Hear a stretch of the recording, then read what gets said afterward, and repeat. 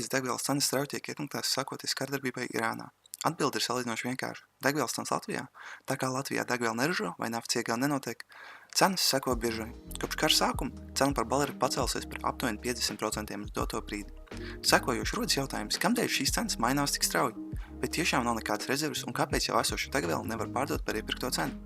Atbilde ir vienkārša. Degvielas piegādātājiem ir jāpārdod esošo degvielu par tādu cenu, lai būtu spējīgi veikt nākamo iepirkumu. Tā kā tirgu ir neziņa, jo nākamā iepirkuma cena būs drastiski savādāk atkarībā no kara ilguma, kas ir neparedzams. Tāpēc piegādātājiem ir jāmin, kāda būs nākotnes cena, jo minimums viņiem ir jāpārdod dārgāk nekā iepirkt. Bieži arī skan teorija par sazvērestību veidot cenas vienāds, bet ilgāk padomājot par šādu versiju, ir skaidrs, ka tai nav stingra pamata. Te jau visi degvielas piegādātāji Latvijā iepērk to no vienas vietas par biržas plušu ražotāju cenu. Un pēc tam, kad preci ir aplikta ar nodokļiem un degvielas piegādātāji nosaka savas izmaksas un pieliek peļņas procentu, cenas veidojas līdzīgas. Pat ja būtu tikai viens degvielas piegādātājs, augstākā cena, ko viņš būtu spējīgs uzlikt, būtu attiecīgi tai, cik izmaksā izbraukt no valsts un nopirkt Lietuvā vai Igaunijā un atvest atpakaļ.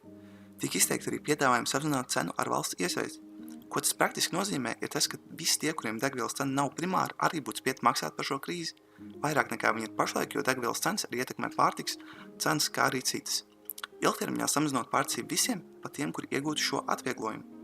Kā arī, ja krīze turpinās, tas padarītu to sāpīgāk, jo salīdzinot, piemēram, ar sliktu ražas laiku, substējot to no zila gaisa neizveido vairāk attiecīgo resursu.